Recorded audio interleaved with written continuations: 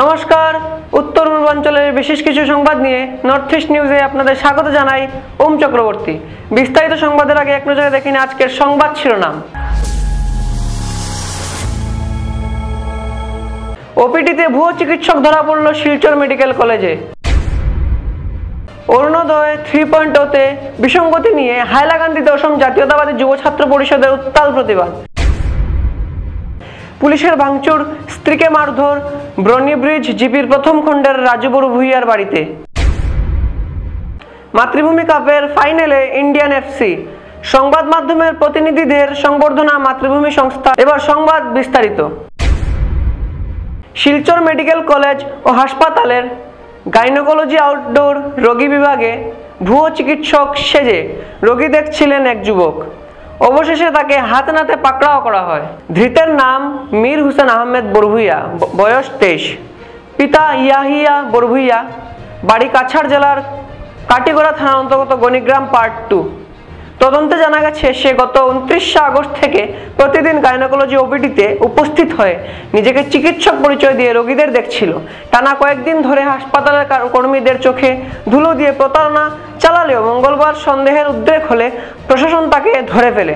ঘটনার পর medical college চত্বর জুড়ে তীব্র চাঞ্চল্য ছড়িয়ে পড়ে। হাসপাতাল কর্তৃপক্ষ জানিয়েছে এ ব্যাপারে ইতিমধ্যেই আইনানুগ ব্যবস্থা গ্রহণ করা হয়েছে। Senior police super Numal Mahatta এই বিষয়ে তদন্ত অব্যাহত থাকবে বলে জানান। নর্থ ইস্ট নিউজের বরাক ভ্যালি ইনচার্জ সুরজিৎ চক্রবর্তীর প্রতিবেদন। আজি পুৱাই শিলচৰ মেডিকেল কলেজত এজন ভুৱা চিকিৎসক কৰায়ত্ব কৰা হয়। ভুৱা চিকিৎসকজনৰ নাম হ'ল মীৰ হোসেন আহমেদ বৰভূঁইয়া, 23 বছৰ বয়স। তেওঁৰ পিতৃৰ নাম হ'ল ইয়াহিয়া বৰভূঁইয়া, তেওঁ গুণিগ্ৰাম পাৰ্ট 2 কাটিগড়ৰ। এই ল'ৰাজনে 23 বছৰীয়া ল'ৰাজনে যোৱা 3-4 দিন ধৰি 3 দিন ধৰি তেওঁ শিলচৰ চিকিৎসা মহাবিদ্যালয়ৰ তেওঁ ভুৱা চিকিৎসক হিচাপে আহি OPD ডিপাৰ্টমেণ্টত বহিৰ্ভাগ ডিপাৰ্টমেণ্টত তেওঁ বহি তেওঁ কিছু পেচেণ্ট চাই আছিল। গতিকে দুদিন তেওঁ কোনেও ধৰিব নোৱাৰিলে। আজি পুৱাই তেওঁ সন্দেহজনকভাৱে তেওঁ কিছু লোকে তেওঁক সন্দেহ কৰে যে তেওঁ চিকিৎসক নহয়। লগে লগে আমি আৰক্ষী লোক গৈ তেওঁক লৈ আহে আৰু লগে লগে আমি মানুহজনক যেতিয়া সোধপোছ কৰোঁ, সোধপোছ কৰাৰ কালত এই কথা পোহৰলৈ আহে যে তেওঁ এজন সম্পূৰ্ণ ভুৱা এজন যুৱক। তেওঁ গুণিগ্ৰাম হাইস্কুলত তেওঁ অধ্যয়ন কৰিছে। তেওঁ বৰ্তমানলৈকে জনোৱা মতে তাৰ পৰা তেওঁ মেট্ৰিক পাছ কৰিছে আৰু তেওঁ আহি তেওঁ যিটো ষ্টেথিস্কোপ তেওঁ ব্যৱহাৰ কৰিছে সেইটো অনলাইন যোগে তেওঁ মঙাই লৈছিলে আৰু সেই ষ্টেথিস্কোপটোক তেওঁ ব্যৱহাৰ কৰি ইয়াত শিলচৰ মেডিকেল কলেজত দুদিন ধৰি তেওঁ তাত প্ৰেক্টিছ কৰিছে, ৰোগী চাইছে আৰু আজি পুৱাই তেওঁ পুনৰ ৰোগী চাবলৈ আহোঁতে গাইনী ডিপাৰ্টমেণ্টৰ যিটো OPD আছে তাৰ পৰা তেওঁ কৰায়ত্ব কৰা হয় আৰু বৰ্তমান আমি সোধপোছ অব্যাহত ৰাখিছোঁ। আৰু এই যিজন ভুৱা চিকিৎসক আছে তেওঁৰ বিৰুদ্ধে যাতে কঠোৰতম আইনগত ব্যৱস্থা ল'ব পাৰোঁ তাৰ কাৰণে আমি তৎপৰ হৈ আছোঁ।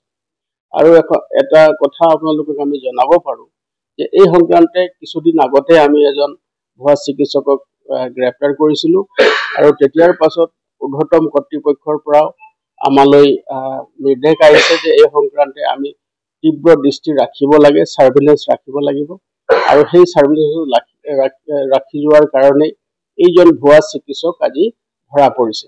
গতিকে আৰু এনেকৈ যিসকল চিকিৎসকে এই ধৰণে ভুৱা মানুহক ভুৱা দি তেওঁলোকক চিকিৎসা আগবঢ়াই আছে এই লোকসকলৰ বিৰুদ্ধেও আমি কাৰ্য ব্যৱস্থা গ্ৰহণ কৰিবৰ কাৰণে আমি তৎপৰ হৈ আছোঁ আৰু এনেধৰণৰ যি ভুৱা যি মানে প্ৰেক্টিছ আছে এই প্ৰেক্টিছটো সম্পূৰ্ণ বন্ধ কৰিব লাগে।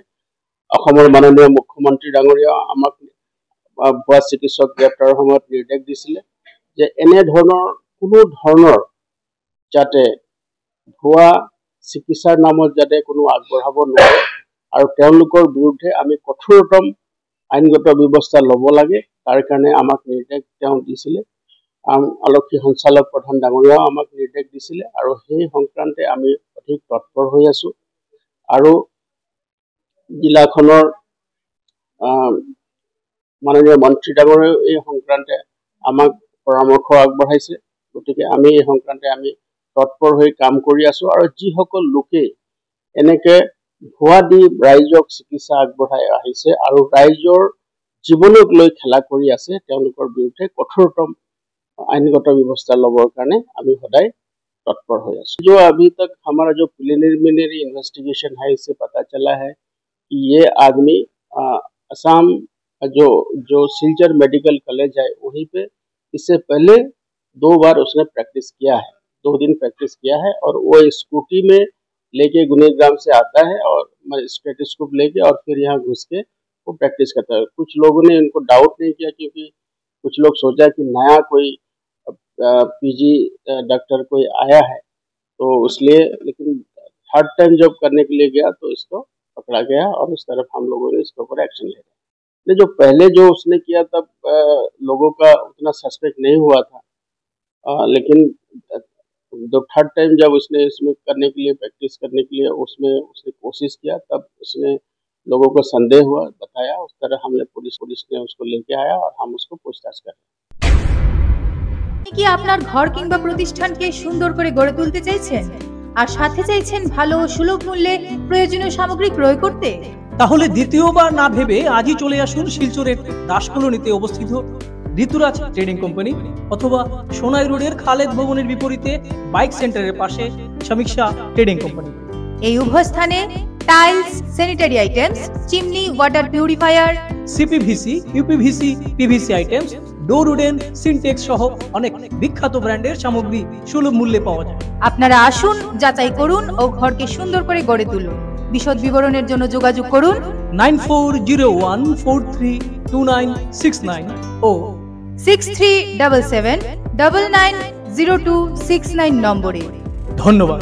অরুণোদয় 3.0 প্রকল্পের হিতাধিকারী তালিকা নিয়ে বিসঙ্গতির অভিযোগে আজ হাইলাকান্দিতে আসাম জাতীয়তাবাদী যুব ছাত্র পরিষদ তীব্র প্রতিবাদ কর্মসূচি পালন করে শতাধিক নারী যুবক উপস্থিত হয়ে তালিকা বাতিল করে নতুনভাবে সঠিক পর্যালোচনার মাধ্যমে প্রকৃত হিতাধিকারীদের অন্তর্ভুক্ত করার দাবি জানান।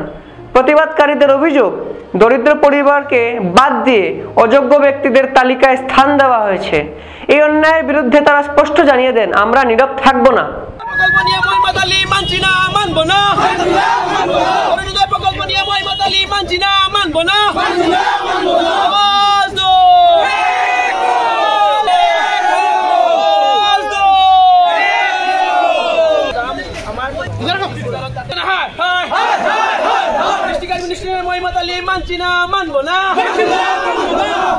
অরুণোদয় নাম নথিভুক্ত করা মানছি না, মানবো না।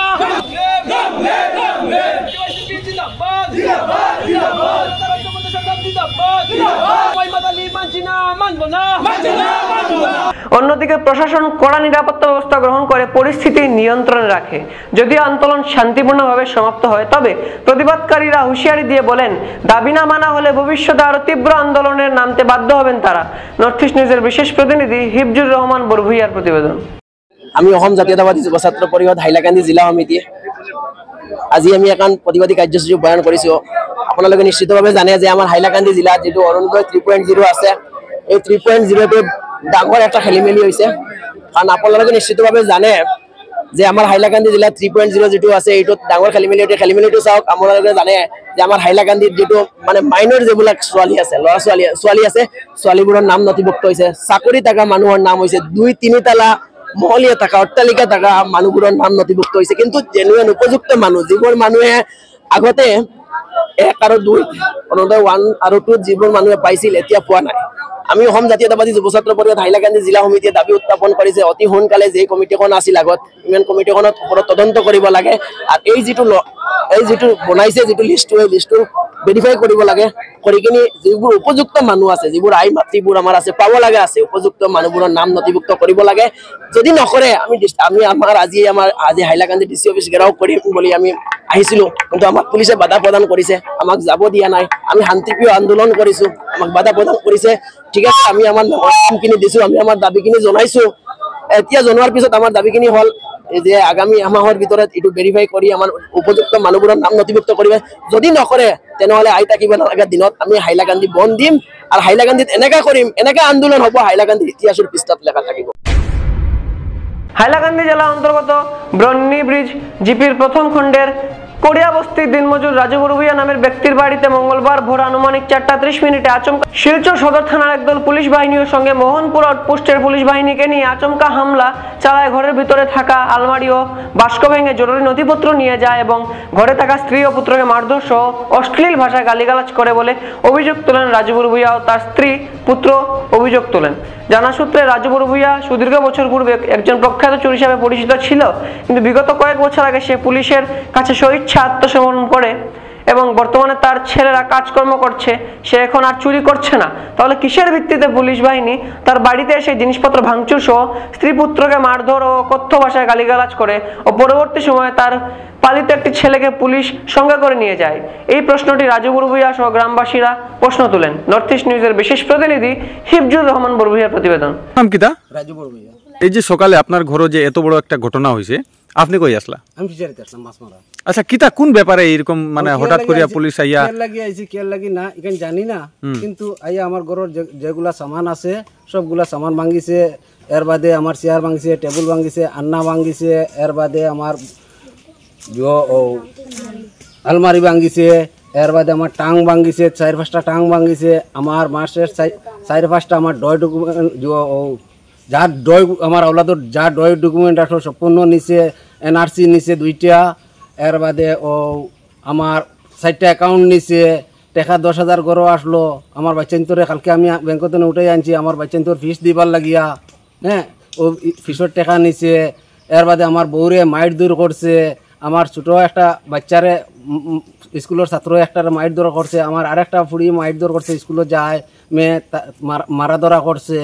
আইস্তনে লই আমি 4-5 বছর আগে আমি স্যালেন্ডার করছি। স্যালেন্ডার করিয়া আস্তা দেশের মানুষ লই আমি স্যালেন্ডার করছি। আর ফুদ্দাও হঠাৎ আমার গরু আইয়া পুলিশে আইয়া আমার গরু মাইট দূর করে, আমার বাল বাচ্চারে মারে, আমার বউরে মারা ধরা করছে। আনোয়ার পুলিশে মুড়কাইছে। আর আমি আসলাম ফিশারিত বাদে খবর হয়ে আমি গরু আইছি। ঘরে আইয়া আপনি দেখলে এই অবস্থা? আমি অবস্থা দেখলাম। এর বাদে সুগ্রা যেগু আছে যে এগু আমার ছেলে নাই, আমি ফালিছি। হে হলো কুকিলোর ফুয়া, আমার নাম হলো রাজু, হ্যাঁ। আর আমি ছোটর তো ছেলেটারে ফালিছি, তার আরো 2টা বোনকে আমি বিয়া দিছি, হ্যাঁ। আর এতিম সুগ্রা হে গাড়ি চালায়, বেঙ্গলোর গাড়ি চালায়। আর ও কয়েকটা দিন হয়েছে হে বাড়িতে আইছে, আইয়া ও ফিশারিটা আমার লোকে মাছ মারা ধরা মাছ মারাত বল দে। আজ রাইতো আমি ফিশারিতে আসলাম মাছ মারাত। নাম কিতা তোমার? জামিল হোসেন বড়ভূঁইয়া। কোন স্কুলে পড়ো? Alexa national academy. বয়স কত? 14। বাবার নাম? আর রাজু বড়ভূঁইয়া। কিতা হয়েছিল সকাল সকাল? সকাল সকাল পুলিশ আইয়া আমরা ঘর অত্যাচার করছে, মারে আমার বোন দিয়ে আমারে থাপ্পড় মারছে, আমার বড় বাইরে মারছে। মারার বাদে ও তো ঘরের সামান আলমারি গড্ডে সুদ্দে সতা ভাঙিছে। আর আপনার বোনরে মারছে নি? আমার বোন দিয়ে মারছে। কিতা নাম বোনের? রিজিমা বেগম বড়ভূঁইয়া। মারছে কিতা দিয়ে মারছে? থাপ্পড় মারছে, থাপড়াইছে। থাপ্পড় মারছে নানি? এই স্কুলে পড়ে নি? এ ফোর্থ পড়ে নাইনো। ঠিক নি? দুজনেই মানে স্কুলে পড়ো? স্কুলের ছাত্র। আর তোমরা মারছে? আপনার নাম কিতা? আমার নাম মনমিলা বেগম বড়। কিতা হয়েছে সকালে? সকালে তো 3:30টার সময় পুলিশ আইলো আমার ঘরে, আমারে ডাকলো। ডাকার পরে আমি উঠলাম। উঠার পরে আমার 2টা ছেলে আসলো ঘরে ঘুমো। আমার একগুর নাম হইলো আব্দুল মজিদ বড়ভূঁইয়া আর একগুর নাম হইলো জমিল হোসেন বড়ভূঁইয়া। তো জমিল হোসেন বড়ভূঁইয়া যে ছেলে স্কুলে পড়ে, ওগুরেও একটা চোর মারছে। আর আমার ছেলেটা আব্দুল মজিদ যেগু, ওগুরেও মারপিট করছে, আমারেও মারপিট করছে। আজ থেকে 4 বছর আগে আমার জামাই স্যালেন্ডার হয়েছে। আমার জামাই ইটা খারাপ হতে দি যাই না। আমার 4-5টা ফিশারি আছে, আমি সহজ দেশে মন দান পাই। আমার জামাই ইটা খারাপ হতে যাই না। আমরা বুঝাইয়া আমরা গাঁর মানুষে মেম্বার পঞ্চায়েত সবে, ও সুলতান নিমাই, এবারে বীর পঞ্চায়েত, শালচাবরার আতা, ইটা ও জসিম, ইটা আরো বেজান মানুষ, আমরা গ্রামের বেজান মানুষ মেম্বার পঞ্চায়েত সবে মিলিয়ে আমার জামাইরে বুঝাইয়া স্যালেন্ডার করছি। আজ 4 বছর হয়ে গেছে আমার জামাই ইটা খারাপ হতে যাই না। আর আপনাদের ছেলেরে উঠাইয়া নিছে, আর বয়স কত? 20-21 হইব। কিতা কাজ করে? আমার ছেলে আগে ড্রাইভারি করছে, এখন আমার ফিশারি টিশারি আছে। আমার গাড়ি বেশি লইছি, এখন ড্রাইভারি করে না। আচ্ছা আচ্ছা আচ্ছা। বেঙ্গলোর আসলো, আমার ছেলেও বাড়িতে আইছে। আপনারে যে মারছে লেডিস পুলিশ আসিল নি? না।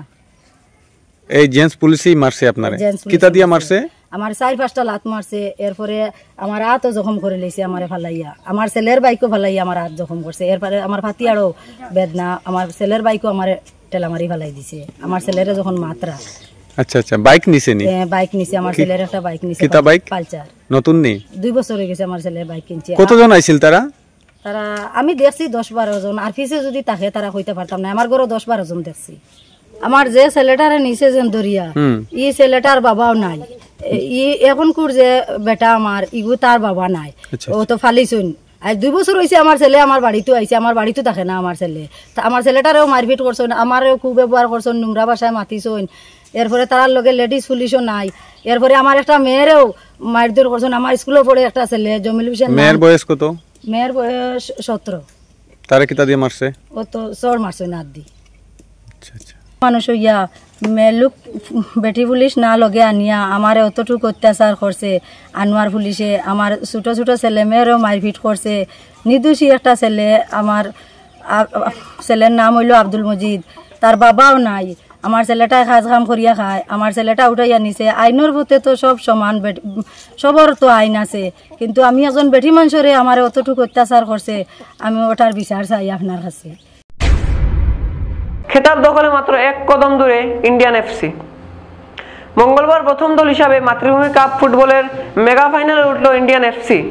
ধলাইয়ের বেসরকারি সামাজিক সংগঠন মাতৃভূমির উদ্যোগে স্থানীয় বাম নিত্যানন্দ উচ্চতর মাধ্যমিক বহুমুখী বিদ্যালয়ের খেলার মাঠে এদিন প্রতিপক্ষ ব্রাইট স্টার এফসিকে 2-1 গোলের ব্যবধানে পরাস্ত করে 2025 সালের মাতৃভূমি কাপ ফুটবলের ফাইনালে চলে যায় ইন্ডিয়ান এফসি। এদিন গোটা মাঠ ছিল দর্শকে পরিপূর্ণ, মাঠে ছিল না তেল ধারানোর জায়গা। এদিন প্রথমার্ধের খেলায় 2-1 গোলের লিড পায় ইন্ডিয়ান এফসি। খেলার 8 মিনিটের মাথায় ডি বক্সের সামনে পেনাল্টি পেয়ে যায় ব্রাইট স্টার ক্লাব। সেখান থেকে গোল করে চুঙ্গা এবং এগিয়ে যায় ব্রাইট স্টার। কিন্তু খেলার 25 মিনিট ইন্ডিয়ান এফসিকে সমতায় ফেরানো ইয়াক্কিমা এবং 30 মিনিটে ডেভিড অসাধারণ গোল করে ইন্ডিয়ান এফসিকে প্রথমার্ধে 2-1 গোলে এগিয়ে রাখেন। টানটান উত্তেজনা, আক্রমণ ও প্রত্যক্ষমণে বেশ জমে ওঠে দ্বিতীয়ার্ধের ম্যাচ। দু দলের মধ্যে হাড্ডাহাড্ডি লড়াই হলেও কোনো দলই গোল করতে সক্ষম হয়নি। শেষমেশ 2-1 গোলে বাজিমাত করে ইন্ডিয়ান এফসি এবং প্রথম দল হিসেবে চলে যায় বহুকাঙ্ক্ষিত মাতৃভূমি কাপের ফাইনালে। এদিন সেরা খেলোয়াড় নির্বাচিত হন ইন্ডিয়ান এফসি দলের খেলোয়াড় ইয়াক্কিমা। তার হাতে ম্যান অফ দ্য ম্যাচ পুরস্কার তুলে দেন আমন্ত্রিত অতিথি সমাজসেবী বিশ্বজিৎ দাস, বিশ্বজিৎ দেবরায়, কৃষ্ণজীবন দেবনাথ ও বিভাস রঞ্জন দেব। উল্লেখ্য, এদিন খেলা পরিচালনা করেন আব্দুল মজিদ চৌধুরী, শামীম আহমেদ বরভুইয়া ও কামরুজ্জামান লস্কর। চতুর্থ রেফারি হিসেবে উপস্থিত ছিলেন প্রবীণ বর্মন। উল্লেখ্য, এদিন আয়োজক সংস্থার পক্ষ থেকে সংবাদ মাধ্যমের প্রতিনিধিদের সংবর্ধনা জানানো হয়। আয়োজক সংস্থার সভাপতি শীতাংশু দাস জানান, মাতৃভূমির কাপ ফুটবল 2025-এর শুভারম্ভ থেকে শুরু করে আজ অবধি বিভিন্ন সংবাদ মাধ্যমের কর্মকর্তা বন্ধুরা উক্ত টুর্নামেন্টের সম্প্রচারের মাধ্যমে দেশের বিভিন্ন প্রান্তে পৌঁছে দিতে যে অসামান্য অবদান রেখে চলেছেন, তার জন্য আমরা কৃতজ্ঞতা স্বরূপে এই সম্মাননা তুলে দেই। তিনি বলেন, আমরা সংবাদ মাধ্যমের নিকট কৃতজ্ঞ এবং তাদের প্রতি রইল আন্তরিক ধন্যবাদ। তিনি আরও জানান, আগামী 4 সেপ্টেম্বর বৃহস্পতিবার টিএইচবি আরজানপুর ও লোকনাথপুর ইয়াংস্টার দলের মধ্যে অনুষ্ঠিত হবে দ্বিতীয় সেমিফাইনাল। এদিন বেলা 2 ঘটিকায় স্পন্সরদের সংবর্ধিত করবে মাতৃভূমি সামাজিক সংস্থা। টুর্নামেন্টের মেগা ফাইনাল আগামী 7 সেপ্টেম্বর রবিবার অনুষ্ঠিত হবে বলে জানিয়েছেন মাতৃভূমির সভাপতি শীতাংশু দাস। উল্লেখ্য, এদিনের সংবর্ধনা অনুষ্ঠান সঞ্চালনা করেন সমাজকর্মী কমলেশ দাস। নর্থ ইস্ট নিউজের প্রতিনিধি অমল ঋষির প্রতিবেদন। প্রথম সেমিফাইনালে প্রতিদ্বন্দ্বিতা করেছেন ব্রাইট স্টার ক্লাব রাজনগর এবং ইন্ডিয়ান এফসি 2-1 গোলের ব্যবধানে ফাইনালে প্রবেশ করেছে। আমার অনেক অনেক শুভেচ্ছা আমাদের মাতৃভূমি সামাজিক সংস্থার পক্ষ থেকে এই ইন্ডিয়ান এফসিকে। তৎসঙ্গে আমরা bright star Rajnagar first round থেকে সেমিফাইনাল পর্যন্ত পৌঁছেছে এবং ওদের প্রদর্শনও খেলোয়াড়ের খুব ভালো ছিল। দুর্ভাগ্যবশত ওনারা আজকে এখানে পরাজয় স্বীকার করতে হয়েছে, কিন্তু বেস্ট অফ দ্য টিম বলতে হবে ব্রাইট স্টার ক্লাব আমাদের রাজনগরকে। আর ইন্ডিয়ান এফসি ওনারাও ফার্স্ট রাউন্ড থেকে ভালো খেলে এসেছে এবং ইজি খেলেছে। আমি যেটা দেখলাম যে খুব একটা নামি দামি প্লেয়ার না, একটা মিডিল ক্লাস প্লেয়ার নিয়ে ইন্ডিয়ান এফসি প্রথম অর্থাৎ ফার্স্ট রাউন্ড থেকে অগ্রসর হচ্ছে ধীরে ধীরে। সেকেন্ড রাউন্ডে ওরা জয়লাভ করেছে সেম টিম এবং আজকে কোয়ার্টার ফাইনালের পর সেমিফাইনালও কিন্তু ওরা জয়লাভ করেছে। খুব ইজি, কোনো অস্থিরতা নেই ওদের মধ্যে, যে একটা টিম ওরা নিয়ে এসেছে। এবং সেটাকে আমি যদি বলি যে সেটা একটা ভাগ্যের ব্যাপার বলতে হবে ইন্ডিয়ান এফসির জন্য, কারণ এখানে অনেক নামি দামি ফুটবলাররা এখানে অংশগ্রহণ করেছেন। তার মধ্যে থেকে কিন্তু ইন্ডিয়ান এফসি ফাইনালে প্রবেশ করতে সক্ষম হয়েছে এই বছর। আমার শুভেচ্ছা। আর আমাদের আগামীকাল মাঠে কোনো খেলা নেই, আগামীকাল আমাদের মাঠে কোনো খেলা থাকবে না। বৃহস্পতিবার অর্থাৎ 4 সেপ্টেম্বর আমাদের দ্বিতীয় সেমিফাইনাল অনুষ্ঠিত হবে ইয়ংস্টার লোকনাথপুর এফসি এবং টিএইচপি আরজানপুর এফসির মধ্যে। এই দুইটা দলও আরজানপুর এফসি, আমি শুরু থেকে যেটা দেখলাম আরজানপুরকে ওনারা নিজেরা লোকাল টিম নিয়ে ওনারা ফার্স্ট রাউন্ডে খেলেছে, সেকেন্ড রাউন্ডে মোটামুটি একটা স্থানীয় প্লেয়ারের মধ্যে এইভাবে ওরা এগুচ্ছিল, কিন্তু ওরাও সেমিফাইনালে প্রবেশ করেছে। এবং ইয়ংস্টার ক্লাব গতদিন যেটা কোয়ার্টার ফাইনাল আমাদের অনুষ্ঠিত হয়েছিল, দেখলাম যে আমাদের ভারতবর্ষের বিভিন্ন প্রান্ত থেকে ওনারা নামি দামি তারকা ফুটবলারদেরকে ওনারা নিয়ে এসেছেন। এবং আজকে আমার কাছে যতটুকু খবর রয়েছে সেম টিম ওদের খেলবে এবং তাদের সঙ্গে প্রতিদ্বন্দ্বিতা করার জন্য আরজানপুর এফসিও কিন্তু একটা গরম টিম নিয়ে ওনারা মাঠে নামার প্রচেষ্টা করছে, সেই খবরও আমার কাছে আছে। তা আমার দ্বিতীয় সেমিফাইনাল কিন্তু মারাত্মক হবে, দারুণ হবে, দর্শকরা উপভোগ করতে পারবেন আর একটা ভালো খেলা। আর 7 তারিখ আমাদের ফাইনাল খেলা অনুষ্ঠিত হবে। ফাইনাল ম্যাচটা আমরা একটু খুব সুন্দর করে করার আমরা একটা প্রচেষ্টা নিচ্ছি। যদি ওয়েদার আমাদেরকে সাপোর্ট করে তাহলে আমাদের এখানে কালচারাল প্রোগ্রাম 1টার থেকে শুরু হবে 7 তারিখ। দর্শকরা উপভোগ করতে পারবেন প্রায় 1.5-2 ঘন্টার একটা কালচারাল ইভেন্ট। ওনারা বিভিন্ন আমাদের মহিলা ফুটবলার যারা আছেন ওনারা তৈরি করেছেন। আমাদের গুয়াহাটিতে যেটা মেগা ঝুমুর হয়েছিল আমাদের মাননীয় মুখ্যমন্ত্রী হিমন্ত বিশ্ব শর্মা, এখানে ঝুমুর ডান্সের যারা মনিয়ারখাল থেকে অংশগ্রহণ করেছিলেন 20 জন 20 জন নৃত্যশিল্পী, ওনারা কিন্তু মাঠে ঝুমুরের জন্য ওনারা তৈরি হয়ে আছেন, প্রস্তুতি নিচ্ছেন। আসবেন ডিমাসা, মণিপুরি, এই ধরনের উড়িয়া, বিহু, ধামাইল, এই ধরনের ডান্স বিভিন্ন প্রোগ্রাম আমাদের এখানে থাকবে। জুগারও একটা প্রোগ্রাম এখানে রাখার কথা রয়েছে, সেটাও থাকবে। তো সব মিলিয়ে ফাইনাল খেলাটা একটা ঐতিহাসিক করে তোলার আমরা একটা প্রচেষ্টা আছি। যদি ওয়েদার সাপোর্ট করে খুব সুন্দর হবে আর ভালো হবে। ফাইনালে কে প্রবেশ করবে দেখা যাক। আমাদের একটা সেমিফাইনাল রয়েছে, একটা টিম আজকে ফাইনালে প্রবেশ করেছে আর দ্বিতীয় সেমিফাইনালে আর একটা টিম ফাইনালে প্রবেশ করবে। তারপরেই আপনারা বুঝে যাবেন যে খেলা কীভাবে হয়। আর আমি অশেষ ধন্যবাদ দর্শকদেরকেও, ওনারা আজকেও মাঠে এসেছেন, এখানে সবাই শান্তিপ্রিয়ভাবে ওনারা খেলাধুলা। চিকিৎসার জন্য হাসপাতালে আগত রোগীদের সুবিধার্থে উল্লেখযোগ্য পদক্ষেপ নিল আইডিবিআই ব্যাংকের শিলচর শাখা। আইডিবিআই ব্যাংকের সমাজ কল্যাণ তহবিল থেকে প্রায় 8 লক্ষ টাকার বিভিন্ন প্রয়োজনীয় সামগ্রী মঙ্গলবার আনুষ্ঠানিকভাবে হস্তান্তর করা হয় শিলচর মেডিকেল কলেজ ও হাসপাতালে। ব্যাংকের পক্ষ থেকে এদিন মোট 40টি হুইল চেয়ার, 40টি স্ট্রেচার এবং 10টি ডাস্টবিন প্রদান করা হয়। অনুষ্ঠানে উপস্থিত থেকে শিলচর মেডিকেল কলেজের অধ্যক্ষ ডক্টর ভাস্কর গুপ্ত বলেন, আইডিবিআই ব্যাংক একটি বিশ্বাসযোগ্য প্রতিষ্ঠান, তারা প্রায় সময় সমাজের কল্যাণে এগিয়ে আসে। আজকে যে সামগ্রী প্রদান করা হলো তা নিঃসন্দেহে রোগীদের চিকিৎসা প্রক্রিয়ায় যথেষ্ট সহায়ক হবে। আইডিবিআই ব্যাংকের শিলচর শাখার ম্যানেজার দেবাংশু ভট্টাচার্য বলেন, ভারতের প্রত্যেকটি শাখা সামাজিক উন্নয়নের স্বার্থে কাজ করে আসছে, শিলচর শাখাও তার ব্যতিক্রম নয়। আজ মেডিকেল কলেজে আসা রোগীদের জন্য এই সামগ্রী প্রদান করতে পেরে আমরা অত্যন্ত আনন্দিত। অনুষ্ঠানে উপস্থিত ছিলেন হাসপাতালের superintendent doctor Bikash Sandilya, vice principal doctor Prithviraj Bhattacharya, deputy superintendent doctor Rajasri Bhawal সহ বিভিন্ন কর্মকর্তা। অনুষ্ঠানে আইডিবিআই ব্যাংকের কর্মকর্তাদের উত্তরীয় পরিয়া সম্মাননা জানানো হয়। এছাড়াও এদিন শিলচর মেডিকেল কলেজে এমপ্লয়িজ অ্যাসোসিয়েশনের সহ সভাপতি মেহবুব আলম চৌধুরী, আশরাদ আহমেদ লস্কর এবং কার্যালয় সম্পাদক দিগ্বিজয় রায় সহ অন্যান্য সদস্যরা অনুষ্ঠানে উপস্থিত ছিলেন। নর্থ ইস্ট নিউজের বরাকবিল ইনচার্জ সুরজিৎ চক্রবর্তীর প্রতিবেদন। কলেজে Silchar IDBI branch hospital road থেকে আমাদের অনেক আগে থেকে আইডিবিআই ব্যাংকের সাথে আমরা যুক্ত আছি।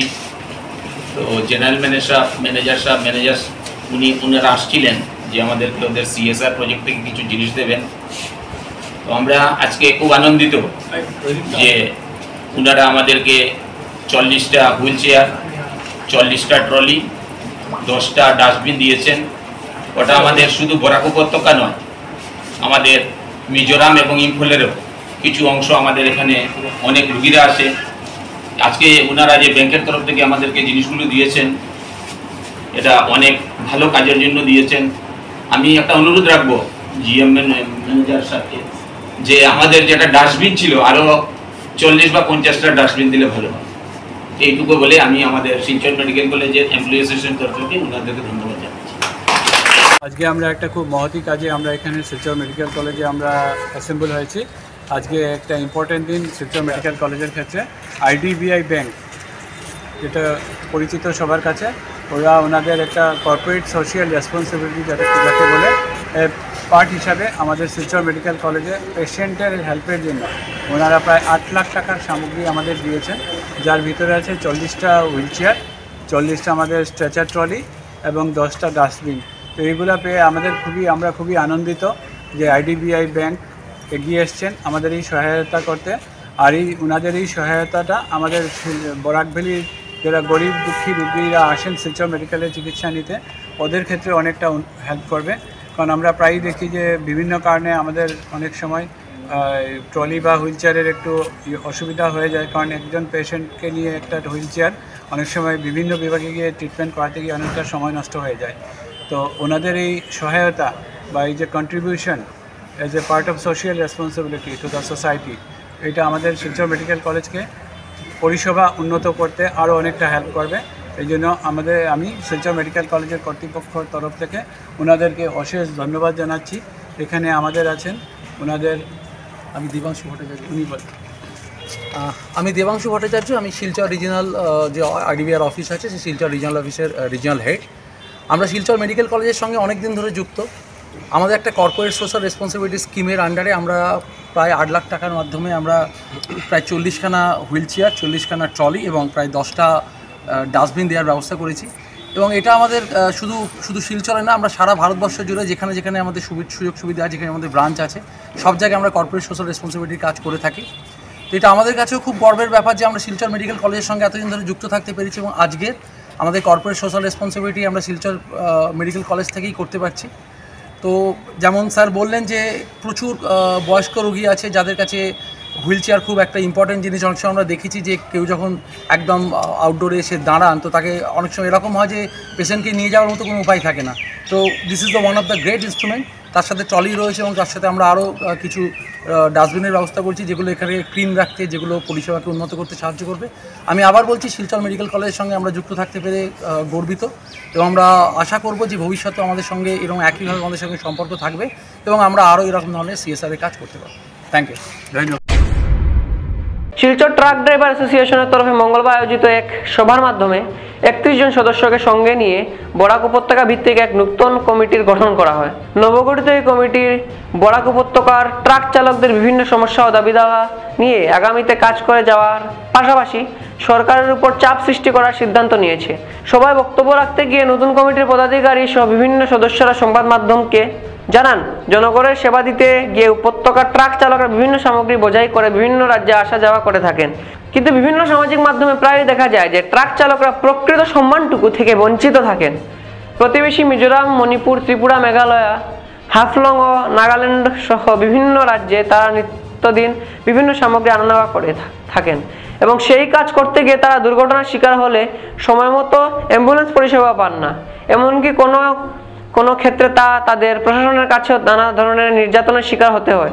ট্রাক চালকদের নির্যাতন করতে পিছিয়ে নেই সাধারণ মানুষও। অনেক সময় রাস্তাঘাটে চলাচল করতে গিয়ে মানুষ তাদের মারপিটও করে থাকে। রাস্তাঘাটের বেহাল দশা তো উপত্যকার ট্রাক চালকদের কাছে এক বিশাল প্রশ্ন হয়ে দাঁড়িয়েছে। বেহাল রাস্তার উপর দিয়ে নিত্যদিন তার প্রাণের ঝুঁকি নিয়ে নিয়মিত কাজ করে যাচ্ছেন।